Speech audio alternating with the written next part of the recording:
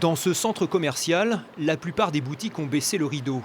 Des images de galeries vides que la direction ne nous a pas autorisés à filmer.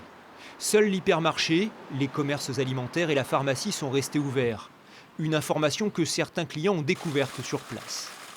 Je pensais que c'était réservé au centre de plus de 20 000 m². C'est le cas là? Je ne savais pas. On n'a pas eu de liste, pas pensé à regarder, donc ouais. Oh zut! Non, c'est pas surprenant. Quand les gens sont respectueux de ce qu'on leur demande de faire, après tout fonctionnera bien. La nouvelle mesure du gouvernement pour limiter la propagation du Covid dans les espaces très fréquentés a entretenu le flou ce week-end.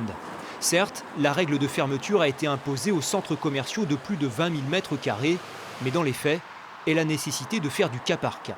Ce qu'on apprécie, c'est la surface commerciale utile, c'est-à-dire que ce n'est pas seulement la surface des magasins elles-mêmes, mais c'est également un certain nombre d'éléments comme des bureaux, par exemple, des réserves.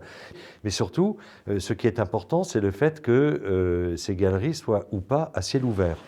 Près d'Angers, l'Atoll, une surface de vente de 71 000 m², a ainsi maintenu son activité. Ici, l'accès se fait en extérieur comme pour les magasins du centre-ville. Soulagée, cette commerçante reste néanmoins obligée de comptabiliser la clientèle. Nous restons toujours avec une personne tous les 8 m², meubles compris. Une famille entière, donc un couple avec 2 enfants par exemple, ne compte pour une seule personne. Donc on essaie de faire au mieux. En revanche, pour les boutiques de plus de 400 m², la jauge a été réduite, la condition pour maintenir le commerce ouvert.